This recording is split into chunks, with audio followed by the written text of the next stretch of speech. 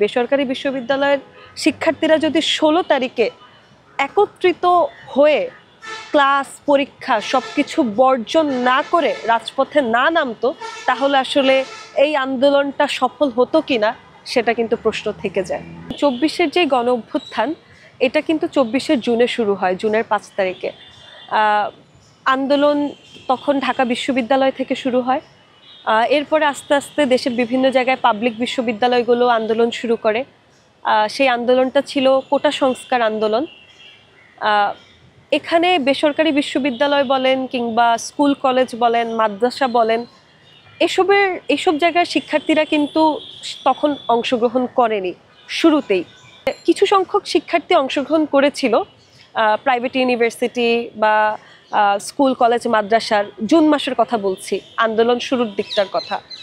কিন্তু যারা অংশগ্রহণ করেছিল তারা আসলে দেখা যায় বিভিন্ন রাজনৈতিক সংগঠনের সাথে যুক্ত ছিল, অথবা তারা ঢাকা বিশ্ববিদ্যালয়ে যখন আন্দোলন হচ্ছিল এই জায়গাটাতে এসে অংশগ্রহণ করেছিল। কিন্তু মূলত বেসরকারি বিশ্ববিদ্যালয়ের শিক্ষার্থীদের যেই আন্দোলনের জার্নিটা, এটা কিন্তু তাদের নিজ নিজ বিশ্ববিদ্যালয়ের সামনে থেকে শুরুটা কিন্তু হয় মূলত জুলাইয়ের 16 তারিখ থেকে, একেবারে মোটা দাগে। এর আগেও অনেক বিশ্ববিদ্যালয়ে আন্দোলন করেছিল, কিন্তু সেটা খুব একটা বড় পরিসরে না।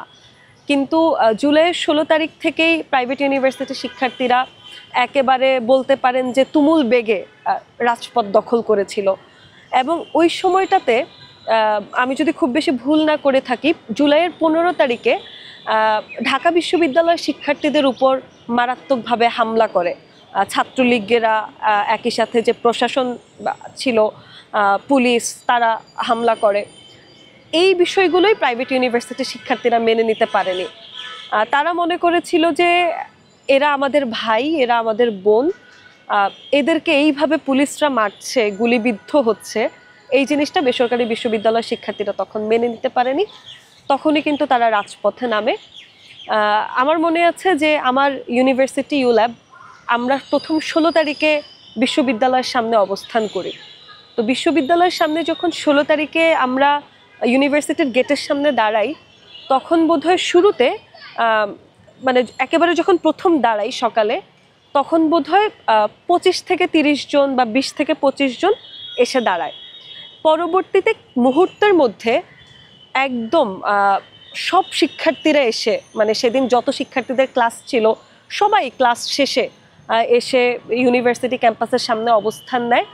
এবং একই সাথে আমাদের পার্শ্ববর্তী যে ইউনিভার্সিটি, বাংলাদেশ ইউনিভার্সিটি, সেখান থেকেও শিক্ষার্থীরা আসে, আমাদের সাথে অংশ নেয়। একই সাথে না বললেই নয় যে স্থানীয় যে মানুষজন ছিল বা লোকালয়ের যে মানুষজন ছিল, তারাও কিন্তু তাদের ঘর থেকে বেরিয়ে এসে রাজপথটা দখল করে, মোহাম্মদপুর যে এলাকাটা সেটা দখল করে। এছাড়াও আমার এখনো মনে পড়ে যে ওই মোহাম্মদপুর এলাকাটার দিকে আন্দোলনের সময়ের কথা যদি মনে করি, সে সময় দেখা যাচ্ছিল যে ছোট বাচ্চাদের সংখ্যাটা বেশি আন্দোলনে। মানে ছোট ছোট ছেলেরা, মেয়েরা, তারা একেবারে মাথায় পতাকা বেঁধে, হাতে লাঠি নিয়ে রাজপথে নেমে আসছে।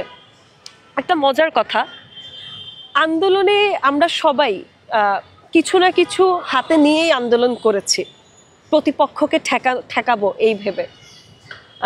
দেখা যায় অনেকে রাস্তাঘাট থেকে ইট পাটকেল নিত, অনেকে বিভিন্ন জায়গা থেকে লাঠি নিত। আমার মনে আছে যে আমাদের ইউল্যাবের বেশিরভাগ শিক্ষার্থীরা কি করেছিল, আমাদের একেবারে ইউল্যাবের অপোজিট পাশে, ক্যাম্পাসের অপোজিট পাশে কাঠের কারখানা ছিল, একেবারে বিশাল। তা আমরা একদম সকাল সকাল ওখানে যে কাঠের কারখানা থেকে লোকদেরকে বলছিলাম যে আমাদেরকে চিকন করে লাঠির মতো করে বানিয়ে দেন। সেখান থেকে তারা ওইটা আমাদেরকে প্রোভাইড করেছিল। তো সেগুলো নিয়েই আসলে আমরা ক্যাম্পাসের সামনে অবস্থান করেছিলাম। এটাই আমাদের আন্দোলনের শুরুটা।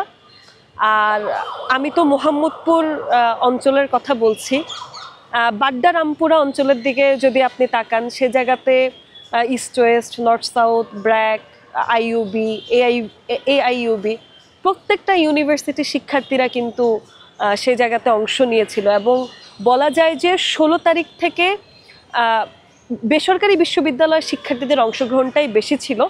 এর কারণ হচ্ছে পাবলিক বিশ্ববিদ্যালয়, ঢাকা বিশ্ববিদ্যালয় বা অন্যান্য বিশ্ববিদ্যালয় কিন্তু তখন হলগুলো বন্ধ করে দেওয়ার নির্দেশ দিয়েছিল, অনেকে হল ছেড়ে দিয়েছিল। যারা ছিল তারা আবার ঢাকা বিশ্ববিদ্যালয় কেন্দ্রিক আন্দোলনটা করতে পারেনি, তারা ঢাকার বিভিন্ন পয়েন্টে আন্দোলনে অংশ নিয়েছিল।